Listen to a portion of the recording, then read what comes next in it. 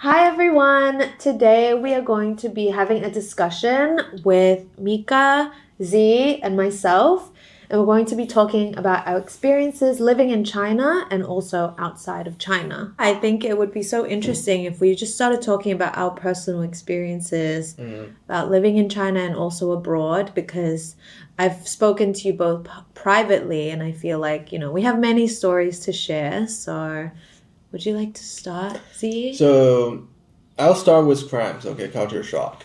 It shocked me for years. I've been in Boston for whatever 7, 8 years. That's my name of my channel, Boston Round Face. I got a moon face and round face. Okay, dudes are robbing Chinese students and scholars like Frilo. They usually hide in bushes. They hide in snow. They fake they're playing with snowballs.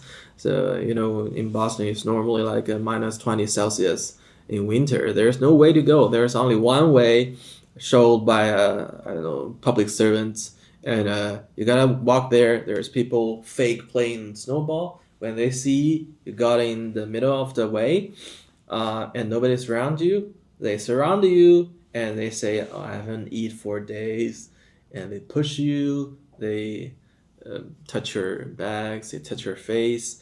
And normally Chinese students being taught to be nice, and we have called 穷家富路. It literally means you have a poor family, but when you get on way, you be rich. Yeah, you want to live a okay daily life, but when you get on road, you don't get into trouble because you don't have money, right? So normally when we encounter this kind of incident, our parents will tell us to just give money, but give what money? What amount? How? Using your purse, your wallet, or from your bag? That needs some education, but there's no safety protocol when we left our country. So normally, when I first got robbed, I got my wallet out. They just take the wallet. Silly me. After being robbed for like 3 times, I learned from YouTube that I need to have banknotes like $20, and not because of inflation. I think it's $40 or something to buy my safety in a separate fake wallet instead of a real wallet, because people won't get your credit cards and student ID, and it takes years to get your new student ID and stuff. So they grabbed a new fake wallet of gray.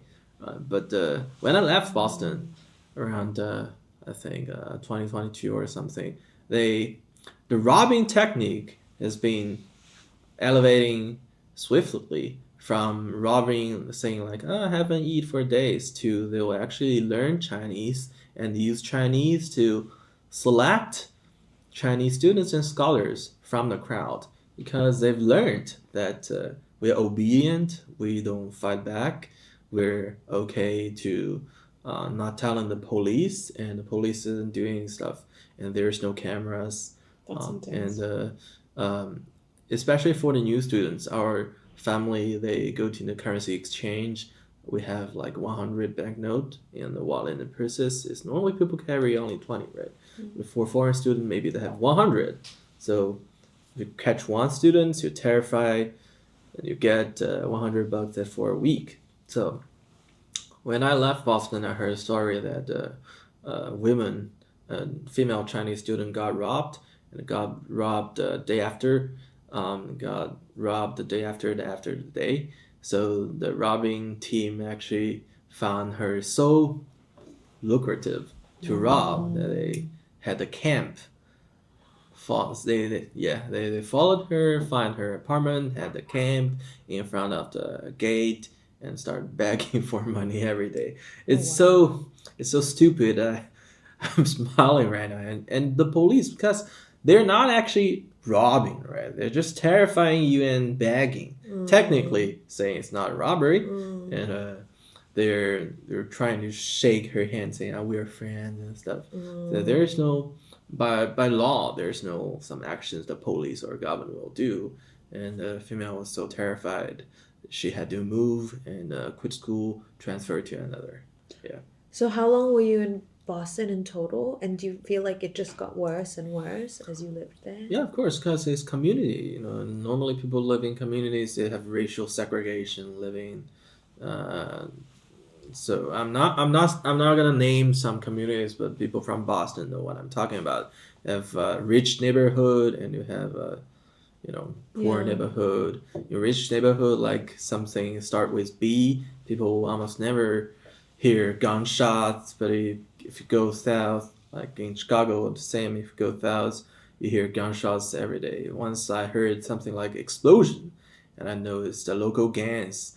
They actually they sent clever little orphans or child, maybe the parents died in gang fightings, to college and let them learn mechanical engineering to make bombs.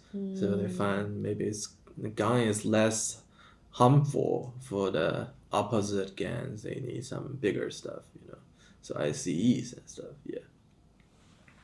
I mean, it's totally like I've been to the US a couple of times, like for work and for different exchanges, mostly in New York. And I grew up in South Africa most of my life, also in Mozambique and Zimbabwe. And one is that the perception we had of the US as, the American dream thing, like what's that movie, The Truman Show? Very like white picket fences, everything is neat and everything. And I think the first time I went to the US was in 2018 or 2019. And going to New York, where you're thinking this is like the biggest leading city in the world. It's the zenith of human civilization. And to see the level of poverty, of homelessness, and how that leads to a lot of frequent violent crime that also disproportionately affects like African Americans, indigenous people, because they're totally pushed out of the system. It was shocking to me, and especially coming to Shanghai within 2 years of my first time being to the US. And in African, at least in South Africa, when we learn about geography, China's like a complete black hole. Like, nothing. Maybe you know about Sun Tzu, Art of War, or Jackie Chan, but even Jackie Chan, you're like, that's Hong Kong. So you're not even taught about the geography exactly. But we just knew nothing. So coming to Shanghai and being a student now in Shanghai, especially as an African woman, having been to New York, but also living in South Africa, one of the most violent cities, particularly around gender-based violence, coming to Shanghai, that was culture shock for me because it was so safe. Like, I've never walked around at 2 a.m. by myself in the center of a capital city.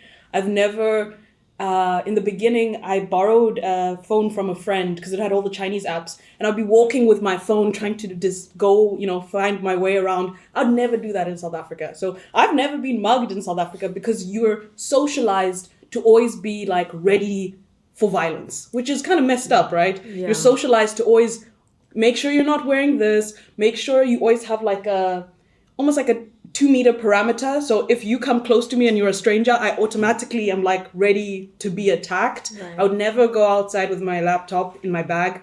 If I'll take a private transport, then I can take my laptop, but I'd never walk around in the center of Johannesburg, which is where I spent most of my time prior to coming to Shanghai. So for me, the culture shock was coming here and being like, oh, you can relax. You can actually relax.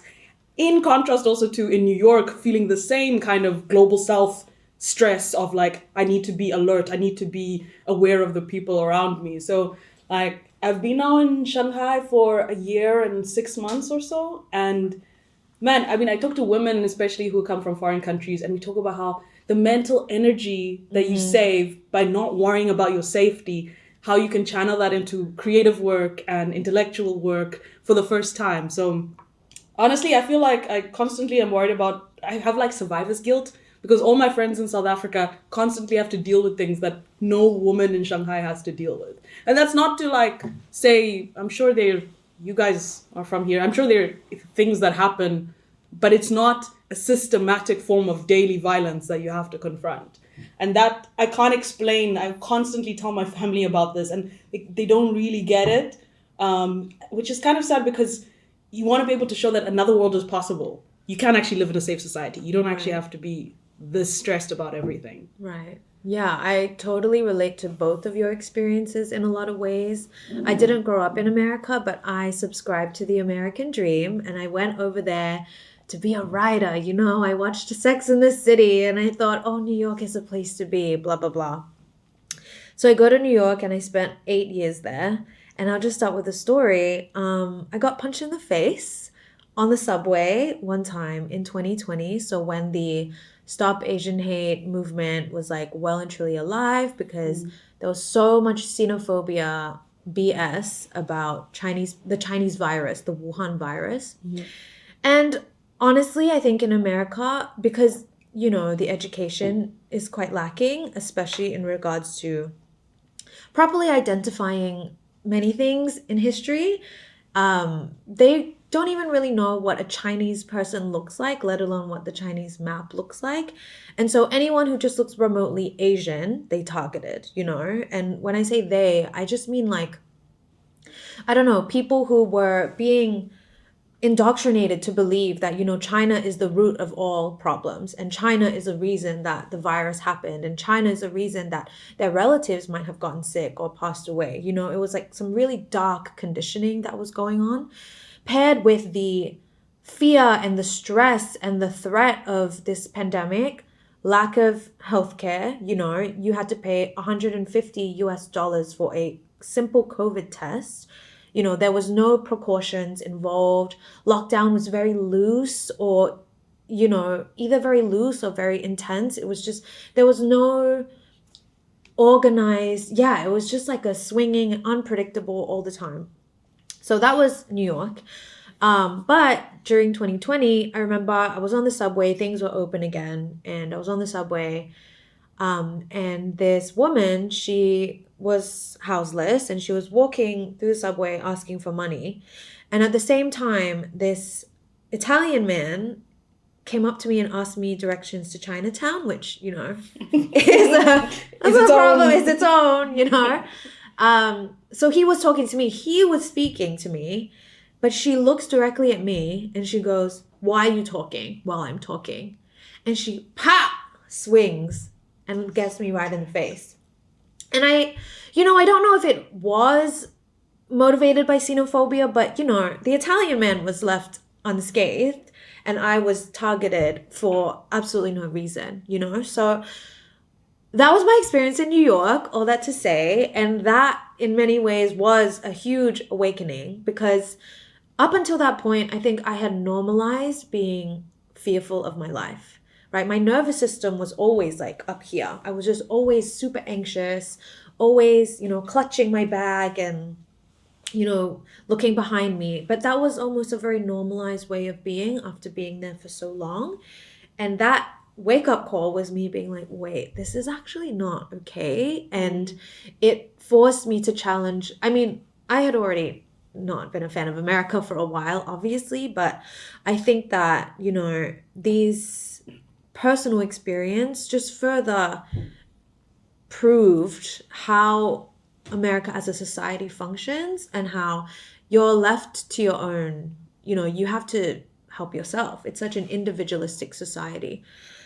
And so that was one of my horrific experiences in America. And like you said, I would travel to Manhattan a lot to do organizing work, and on the way there, the amount of poverty that you would see, the amount of people having mental breakdowns on the street or using drugs, and also, like you said, disproportionately, it affects African American and Indigenous people because it is purposefully racially segregated as well. Class plays a huge part in this. Like, class analysis is extremely necessary when we talk about America. So yeah, that was my experience there. And then similarly, coming to Shanghai, which is where my father is from, I was like, wait, I don't have to look behind my shoulder all the time. It's possible. Yeah, I'm like, wait, I'm biking everywhere, and, I can leave my phone somewhere and no one will blink twice.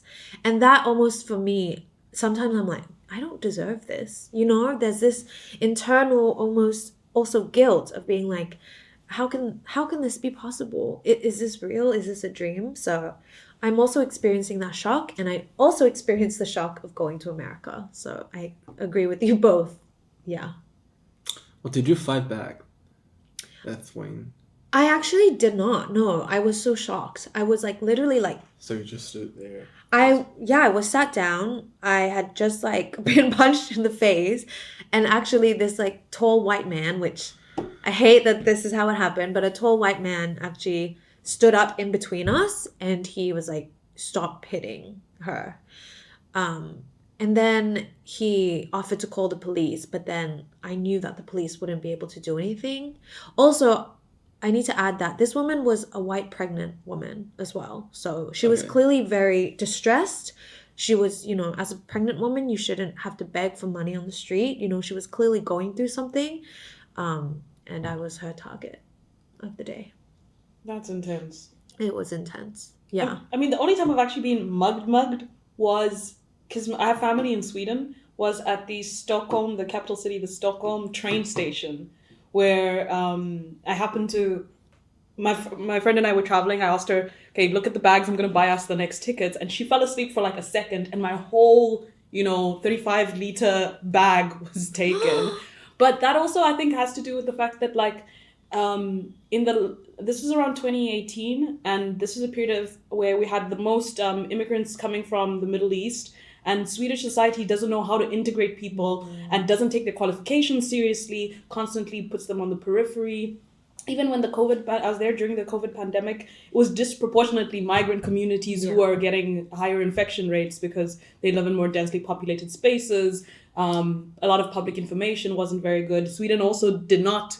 They were doing this whole line of, we can't inflict on people's individual rights, so we can't force people to wear masks or restrict movement, etc. Which in a society where I think it's 11 to 14 million people in the whole of Sweden, that's like half of Shanghai, basically. In a country that isn't very densely populated, they could have used the state, apparatus to swiftly isolate the kind of, what do you call it, the spreading zone. Yeah. Because they knew the people who were the spreaders, Right. and they could have targeted them, stopped them, use the resources they actually have in these so-called social democracies that's supposed to care about the people. So it also was quite something to go from there, and then I came to China, also having been in South Africa for the last 12 years, and just seeing the fact that even in the most well-resourced places, if you don't have a government and a state who actually cares about the people and is willing to use all possible means to stop the spread of the virus or to deal with healthcare issues, then what's the point? Because I don't know if what's the vibe in China, but in South Africa and many African countries, you're told that the model to follow is the Scandinavian social democratic model. And they don't take into account the fact that even though there's better social welfare for the lower income people and somewhat certain social nets, if you will, overall it still is a class society where the IKEA guys and the Spotify guys are reaping massive benefits, don't pay their taxes, and most like working class people still have to work a lot and get kind of minimum. But just because you have a little bit more vacation than British people, you think you're better off. Right. Another one I want to say is public bathrooms. It's another classic one. I go to New York and I constantly smell. I think I have a disease or something with my nose, and then I constantly smell fizzes everywhere in the piss stand, and I see like randomly on subway people just grab their genital and start peeing. I don't get like, is that a artistic performance or they're fighting something, or they're mentally, so there could be a lot of reasons why they're acting like this, right? I just step away and everybody's look at him, her.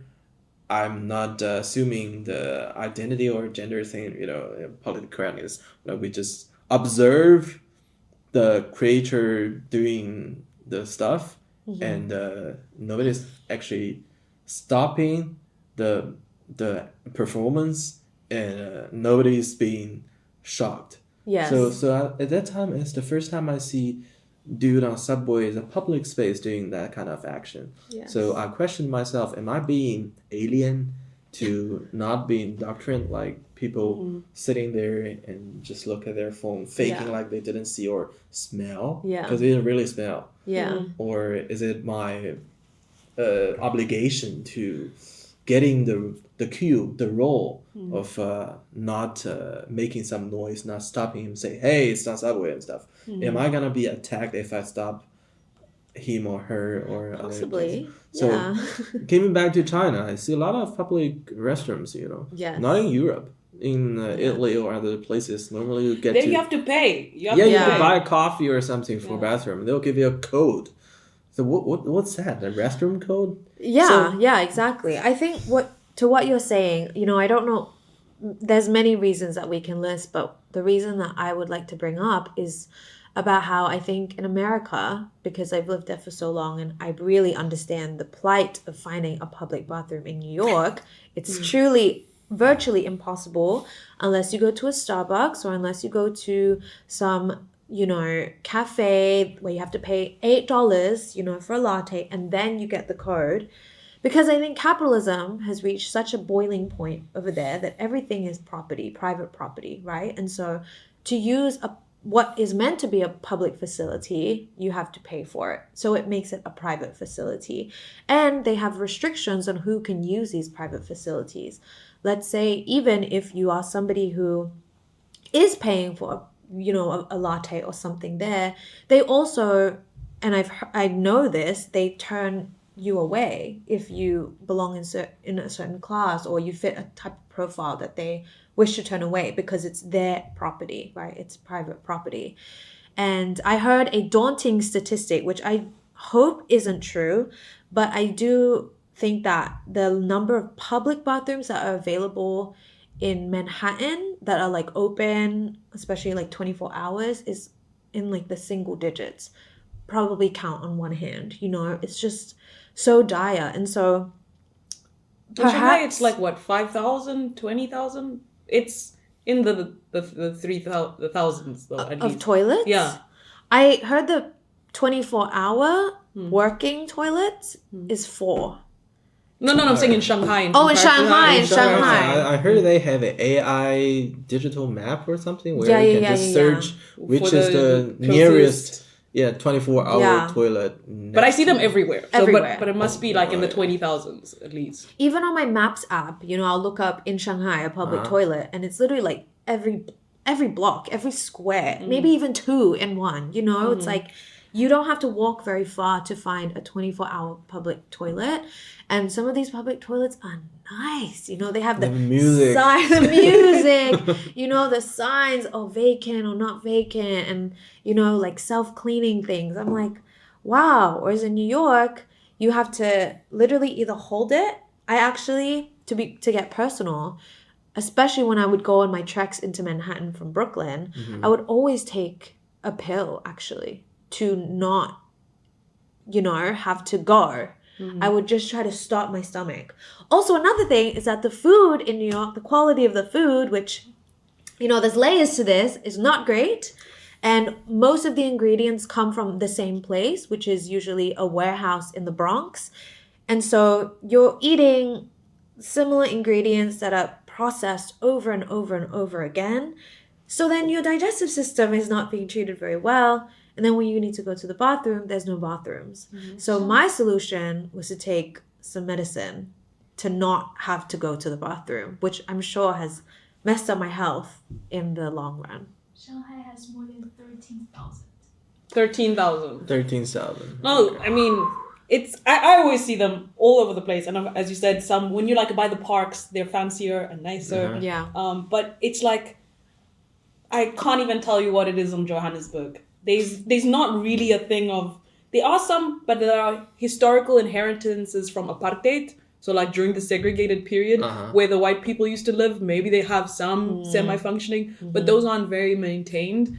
And so if you want to use the bathroom, you usually have to go into like malls and things like that, which, you can get some good quality, but the premise is you're coming to be a consumer. It's not for a public service. It's that you're coming to spend money and therefore can have some minimum access. Right.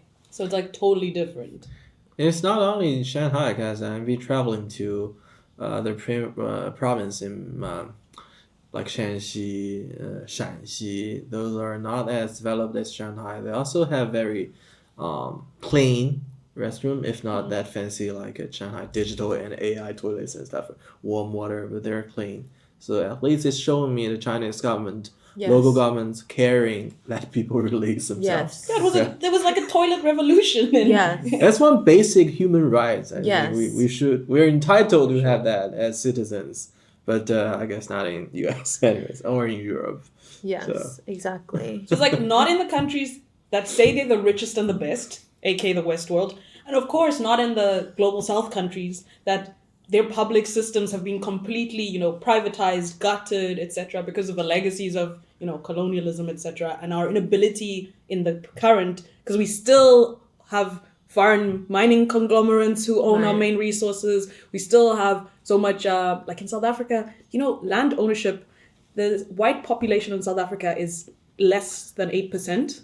And the black majority is like, 87, and then there's a few other. And white people still own 70%, 74% of the land.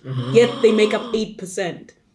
And so it's also what was shocking in coming here is that citizens actually have access. And when I say access to land, I mean access to public space, public facilities, resources that come a result of state ownership of the land. Right. And so it's like incredible to see how much it's developed. And one funny story, because I don't think people get how quickly China has developed and how it's like constantly changing. Last year I went to a conference in Kunming in Yunnan province, and my dad, backstory, even though I say I'm South African to everyone, my dad is from Sweden and my mom is from Zimbabwe. But I grew up in South Africa since I was like 6 years. Yes, globalization.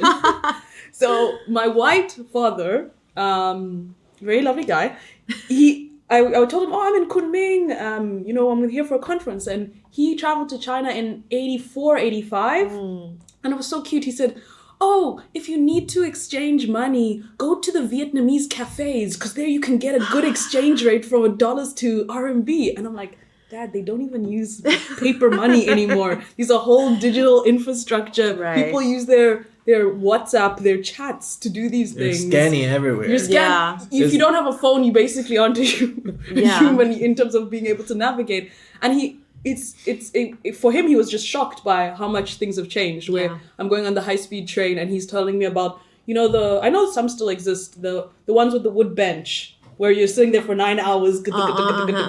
Yeah. Meanwhile, in South Africa, which is supposed to be one of the most industrialized, we barely have a train system. You have some in like Cape Town. There's a sort of train system, again, an inheritance from apartheid. And there's like a train that goes across country, but mostly it's for freight purposes. It's for industry. It's not for people. And so to see things in service of the people and not just the industries is just, I don't know, for me it's a huge culture shock, because you're told that industries are for themselves, you need to work hard to do it on your own. Right. And coming to China and being like, okay, this is for you. this is also for the people. Yeah. You see the railway map is like, what? Where am I? Totally. I mean, I think the distinction that you make is so important, where what's happening in the global south especially, or the lack of infrastructure, or, the services that are unavailable to the people, is a direct result of the imperialist powers and their ravaging of the lands, and how it's still happening today. I feel like people act like sometimes we live in like a post-colonial world, but that's very much not the case. We're all equal in the UN system. Exactly. And so then when I speak about New York, which I guess I have more recent experience with, that is one of, it's of America and one of the largest perpetrators of these war crimes, genocides, mining of people's resources, like truly just bullying. And in those countries too, the public facilities are not there. The subway system, as we've talked about many times, it is rusting beyond, like consideration. It is so slow. I feel like it's actually so common to see, to go down into like the underground belly of the train stations and to look at like the wait time where you have to wait for a train and it's like 45 minutes till the next train, which in Shanghai, the people would actually riot. You know what I mean? I've seen people on like Chinese social media post pictures of their train being 6 minutes away and being like, what is this? It's so far. Why do I have to wait so long? But in New York, I have waited 40 minutes, 45 minutes for a train, have been inside the train, and then had it stop midway and have no announcement to tell you why or when it's going to stop. And then you're just there. There's no phone signal, so everyone's just like kind of panicking internally. And I think that's just a reflection of how they haven't put any money into the improvement of any of the social structures in the richest country in the world that continues to plunder across the global south as it is right this second. But then where is the money going? Because it's also not going to the people, right? It's going to the private owned businesses and billionaires and crooks. So yeah, I just it's very, I think about it all the time, you know, and living in America itself allowed me to see all these things for myself, because I think if I had not lived there, I might still have subscribed to some form of an American dream or some form of idealism about America, which I know that a lot of people still do. Can I ask y'all, because you know you were talking about the people who are relieving themselves in a public setting, and obviously it's because, or not obviously, I do believe there's such a level of dehumanization that it's like there's no social cohesion and social respect, because people are just like, well, nobody cares if I live or die, I might as well, and they pretend to look away. And I wanted to ask, in contrast, because even though, you know, this whole thing about, well, it's the Chinese surveillance authoritarian state that is keeping people in check, but I saw that trend where there was on the trains where I think some youth or somebody, you have to remind me, but some youth or somebody, they didn't stand up to let an elder sit down, or a pregnant woman. I can't remember what the actual story was, but what was interesting to me, it seemed like because the state and the way the society has been organized makes people be aware that they're in a collective area, a public setting, then people also, not police, but they like also regulate They'll each call other. you out. They'll call you Yeah. out. So I wanted to know what is that like a common thing, or am I like reading into it? Because I just saw it on like social media. There are a lot of there are a lot of versions of the stories. You know, different from YouTube Shorts or from TikToks. Some are, you know, they're faked, they're actors, but some are real. You know, there are special seats for pregnant, for sick people, for elders, for small kids. But there's also some people, they just think, oh, I'm elder, so you're supposed to give me that seat.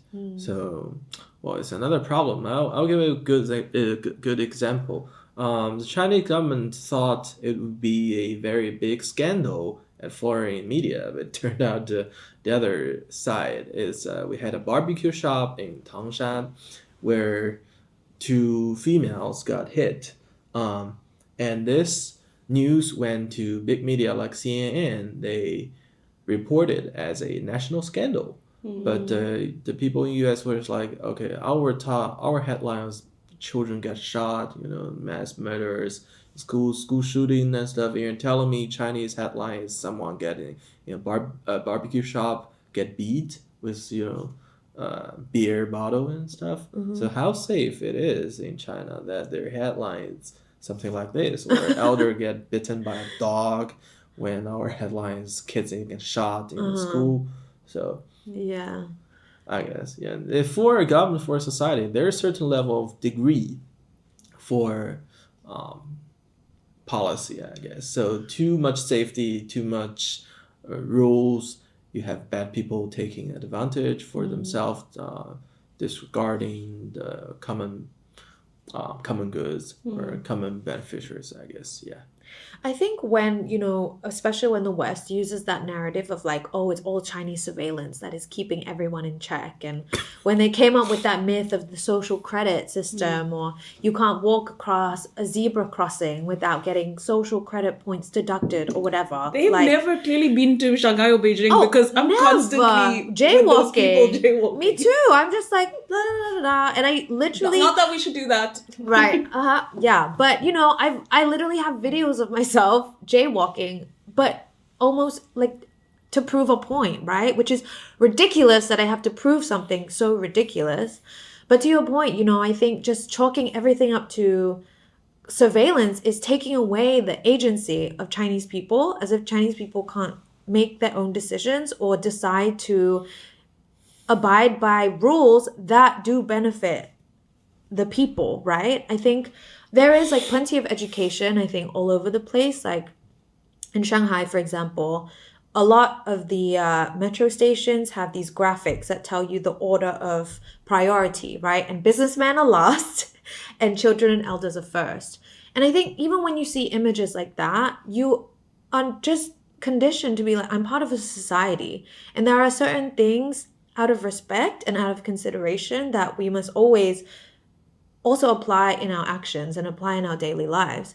And while not everybody abides by that 100%, I have been on the train before and, okay, I mean, I'll say this, there are some people who are really on their phones because the phone is such an integral part of China now.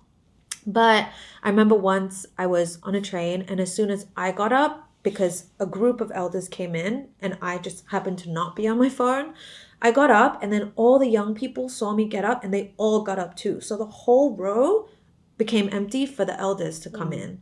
And I was really moved by that, something small like that, because I think actually it has become common sense to do that in a lot of ways, right? Or to just understand that you're part of a collective society, and that is historically a part of Chinese thought as well, as opposed to, I think, America, where, it's a pretty new-ish country or whatever, civilization, and I think it's the conditioned mindset is like, for me, I do it for me. I do it for myself. I'm me.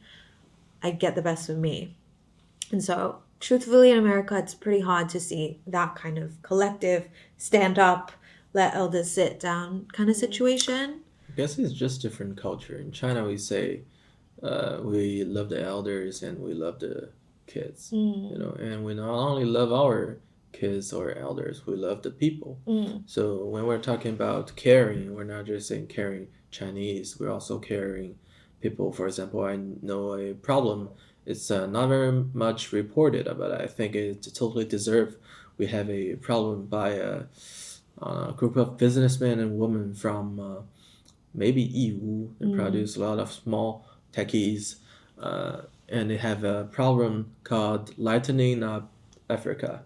Because right now in Sub-Saharan Africa, we have like 600 million people without electricity. To help them be able to learn, study, fight for women's right to have higher productivity, we have to limit the final price for solar panel small lamp less than $1. But we have to make it very portable because you take it everywhere. You can cup it on a cup, everything on your head or something. Get some solar in the day, and you have up to 6 hour light in the night when women can keep themselves safe from crimes, raping. Maybe can do some, hand crafting. The kids can study and what. You don't see that being covered on BBC, CNN, or something. How that's supposed to, let's say, talking for communism? No, no, right? And the locals are saying, the white people, I'm not just saying like US, they have like 200, 300 years they can do this. They choose to not help. Yeah. They choose not to help. $1 US, is that something comparing to US military base or nuclear weapon? Right. They choose to not help. But when Chinese come, they choose to help. Do they make a lot of money from $1 US lamp and ship from China to Sub-Saharan Africa? They don't make that much money. But why do they care? It's a very good question, and they're still doing that because not only those Africans, we have other 600 million maybe they live in rural areas in Middle Eastern parts, live in Asia, so they want to help, and when they have the uh, ability to learn more, produce more, and we embrace them to a brighter future. So that's very deeply that moved me a lot. But when I'm trying to cover that, I got demonetized for no reason. I guess so. Yeah, that may be a problem. So caring, yeah, I think is a basic, but very rare merit I see in a lot of development country government. Sadly. Yeah. I think also something very Chinese that I've like picked up on in the last few months. I went to the library recently, the beautiful big public library very close to me. And I actually saw one like a public dispute for the first time where a man was speaking quite loudly, and in libraries you're supposed to be more quiet, and so a security guard came to kind of like usher the man or calm the man down, and the security guard said one line that I remember I found very Chinese. He said, this is a public place, this is not your home, and I've heard that actually being spoken a lot in China, not as much like China's not your home, but as in don't be inconsiderate of other people. This isn't your own home space where you can just act however you want. This is a space where you need to consider those around you. Whereas in America, I think the mindset is quite different, where kind of going back to the people urinating in the subway, people are almost like, they feel like everywhere, they feel entitled to everywhere because they're being taught such an individualistic way of life to not care about those surrounding them. And they can do whatever they want, wherever they want. And the things that they need when they need and want to do things are not being provided for them. So they just do it without consideration of those around them, right? I think there's like layers and layers and layers of the issues. But in America, I think there's the whole individualistic and very, me mindset where I have the right to do whatever I want as an individual, which sure, right, that can, I guess, be called a level of freedom. But let's say you want to do something as basic as relieve yourself and you don't have the public infrastructure to do that, right? Whereas in total, comparison to what I experienced in China, it's like public spaces are public spaces, respect them. It's just mind-boggling. These subtle things that I experience in daily life where I pick up on these things. But I will say, like, two things that you guys made me think of is I also though I try also to not indulge in the Confucianization of Chinese society, that it's just because of your ancient civilization and your superior culture of consideration, right? Because I think there are also a lot of foreigners who do that and say, well, it's because of their culture. Yeah. But the fact that all the public spaces say 小心, 小心 or whatever, like be careful, caution. Why is that sign even there? It's because you have a material base in which you can invest in public infrastructure. Yeah. And I think that's something important, because I think a lot of African students would say like, well, in Africa we have this thing called Ubuntu, which is basically the idea that a person is a person because of other people. So we also have like a collectivist historical tradition that I think is similar to some ideas like Tianxia and stuff like that in China. But we just don't have the material basis to create the social cohesion that we historically have had good philosophies around. And you're saying, I think that definitely more coverage of Chinese people interacting with Africans in more humane ways and humanistic ways is important.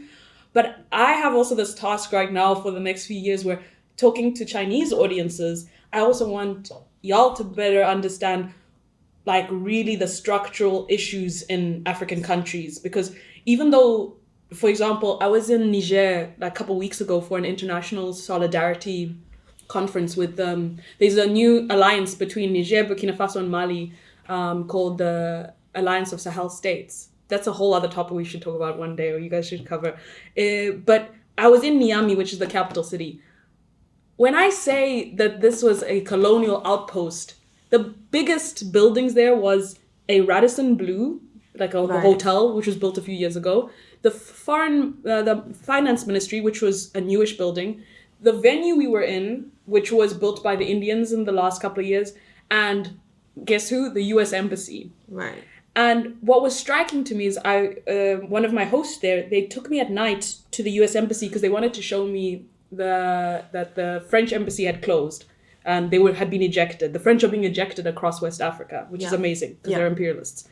But I don't know how well, like, the average Chinese person who's curious even about Africa knows that the U.S. Embassy is super well lit. It's looking super good, but there's hardly any public lights. Like, there are no street lights. And so most people are using Chinese solar panel technologies that are helping them.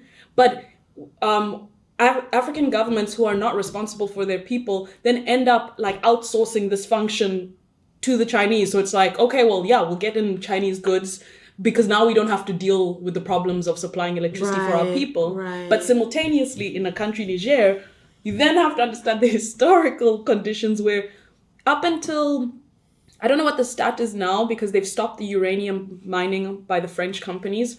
But in 2017 or so, the statistic was that 1 in 3 light bulbs, for every third light bulb in France, it was powered by the uranium in 2 mines in Niger, in this African country. So, and this is a country where most people, I think it's like 1 in 8, have access to the grid, not necessarily guaranteed that they have electricity.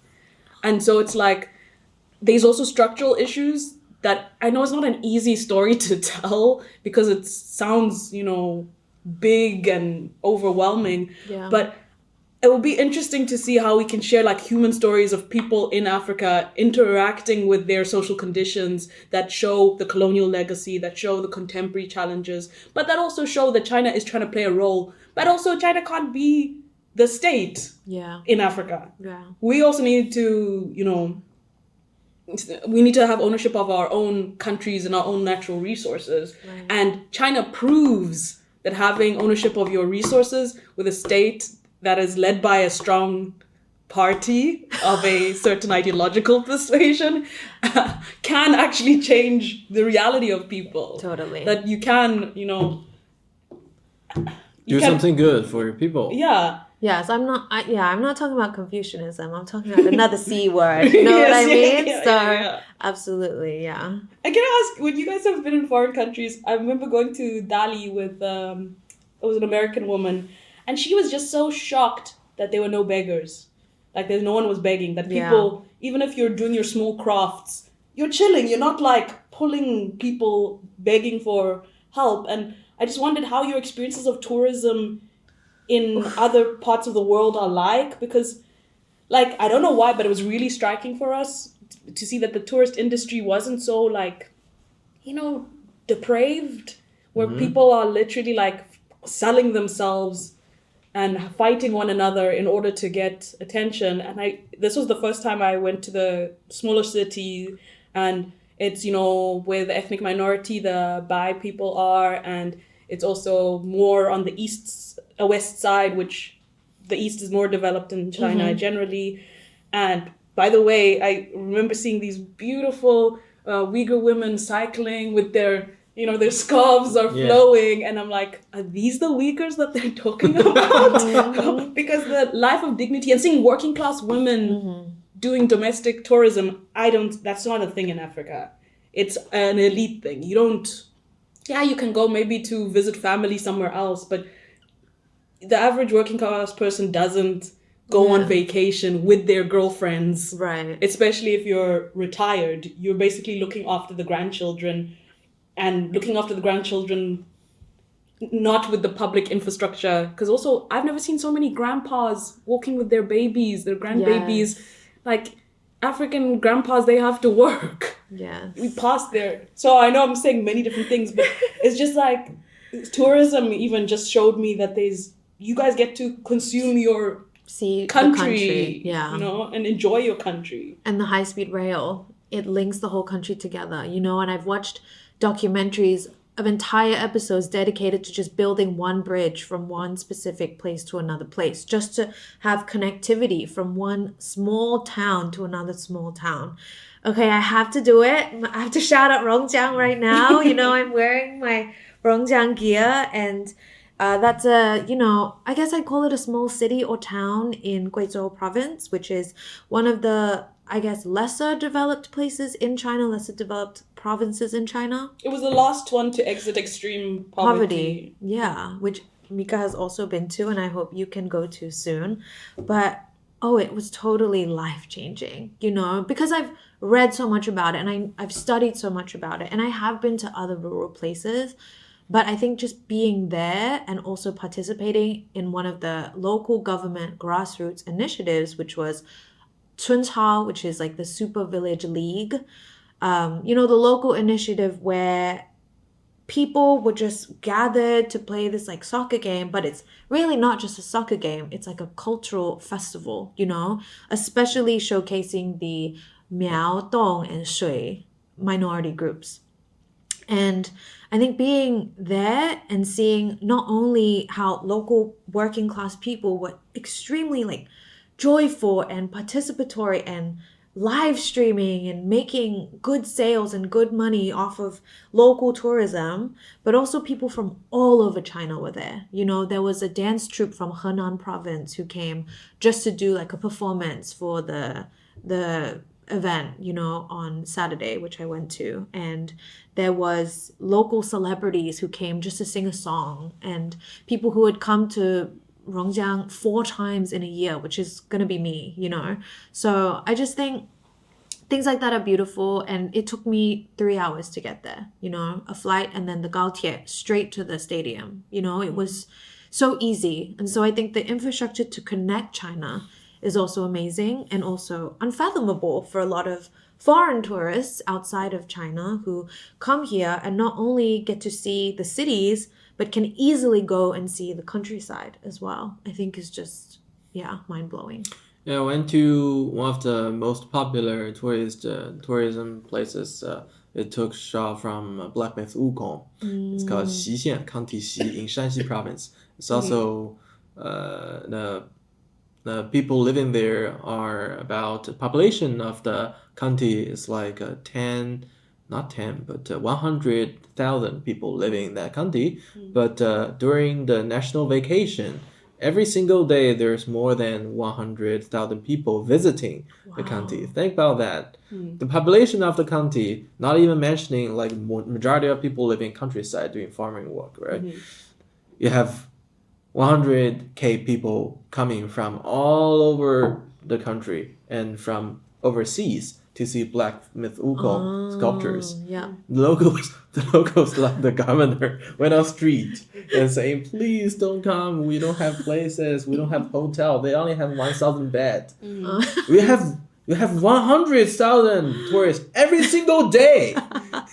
And you don't have 1,000 bed. So how do they, let people sit, even let people stand? So have pairs in there because their local gifts is pear. It's let's say 6 jin. How do you say jin? 3 kilograms. 3 kilograms, only 10 yuan CNY. So it's less than $2 for 3 kilos. It's so sweet, the pears, and there's no chemical stuff. It's all green, organic. If you put those in Whole Foods, they sell like $20 or something. $20 a pear, yeah. Yeah, and people were there like crazy. I never know. They were like, I've never known Shanxi province got so many fabulous sculptures, culture. They don't know that. Yeah. And the locals, they don't even have merchandise to sell for $100. They have nothing. Yeah. So it's historical heritage. There's no like UN, heritage something prize. No nothing. Yeah. But it represents like the culture here. Just less people knowing that. Yeah. That's why we're gonna show the world. Okay, we have everything. Please come. Yeah. And the infrastructure is enabling people to have the chance to look what our ancestors created, what we have protected, and what our nation really is. Exactly. What our ancestors have cultivated, but then what the government has allowed to be open and accessible to everyone. You know, I think that is like the new China is just such a phenomenon that, you know, for example, the palaces that are so, you know, adored and everyone wants to go there and visit, like they used to just be available to the elite, you know, to the emperors and to the whatever, Monks. you know. Exactly. But now they're available to everyone. You know, I went to this huge Buddhist cultural site in Nanjing. It was like huge. And there were elevators. You know, they built elevators for elders to just go up and, you know, just get up there. And they don't have to climb any stairs because, you know, they're on top of mountains. And elders can just go up the elevator and see these cultural sites. It's like connecting China, connecting history, connecting the people. And also, I think the internet, you know, which is such a profound tool in so many ways, connects people to gauge interest, right? In things like Wukong or phenomena that come out or local delicacies that are specific to regions. Because I also think local governments are so good at knowing the niche and very specific local delicacy or the local, you know, cultural site or the local history, and then being like, all right, this is what you can see here. And it's connected to you in so many ways, and we encourage you to come. So I know that they probably need more beds in that province, It's obviously but still overwhelming. of Who can course. expand? Like, they only have population. No, of 100K. course. And you got every single day people from all over the world, 100K. Yeah, but I do think they will respond well and fast, and there will probably be, you know, as the local It's a economy miracle there's no grows. accident, like people stepping each other and Yeah, stuff. With, yeah. you know, people holding infants, crying for milk, and elders with Right, everything. right. And there's- hopefully, because the people who work in local government and in public spaces have been trained to facilitate some of it. I mean, maybe not on that scale. Oh That's yeah, that's different skill, different problem. We call it people mountain, people sea. Oh yeah, the national holidays, it's like woof, like everyone goes somewhere, you Never know. see so and- many humans. No, honestly, I don't think I've been around so many people as I have in China. I mean, I went to The Bund? Oh, actually this was I was in Shenzhen and I crossed the border what do you call it there by the to Hong Kong, right? to Hong Kong. Uh-huh. Yeah, ironically, I was on my way back on a Friday morning that all the Hong Kong Ren were going to Shenzhen to have their weekend there. And I was like, one thing you guys are very global south about is when it comes to the queues and everything, You just rush. You elbow it. a granny elbowed me. Even getting onto the train, sometimes I'm like, guys, let them go out and then we'll go Yes, in. yes, I once yes. was in Beijing. It was rush hour and everyone was going in the train. Yeah. And somebody pushed me out as I was trying to go in, so I missed the train. Which I kind of liked because I felt like I was in the global south, the hustle. I was like, oh, we're connected. But actually, something that you guys, that you raised, that also, especially y'all who lived in the US, cost of living. Ooh. I'm lucky. I'm doing my PhD at Fudan right now, and I have a Chinese government scholarship.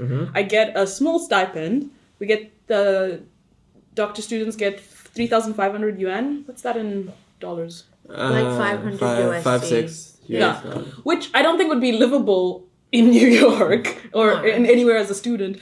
But in Shanghai, that's everything, pretty good. it's really good because Yeah. everything. So I eat a lot at the school canteen, which has like over 30 different restaurants you could choose from, different cuisines, even Western food if you wanted.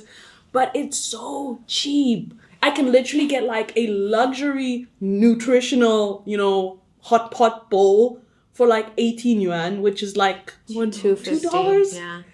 In New York, no, you can't even buy tea for that. You can't buy water. Unimaginable. And it's hygiene. And then it's clean, it's healthy. Yeah.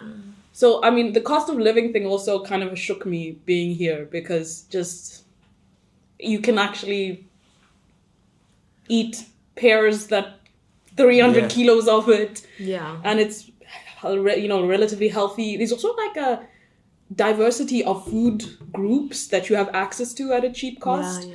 I mean, one of the things around colonization in Southern Africa is our diets became very monotonous because you were growing single crops Yeah. and you became Yeah, a yeah, single yeah. crop economy. So most people are just eating, a corn-based thing plus maybe a small meat and a Yeah. little bit of a veg.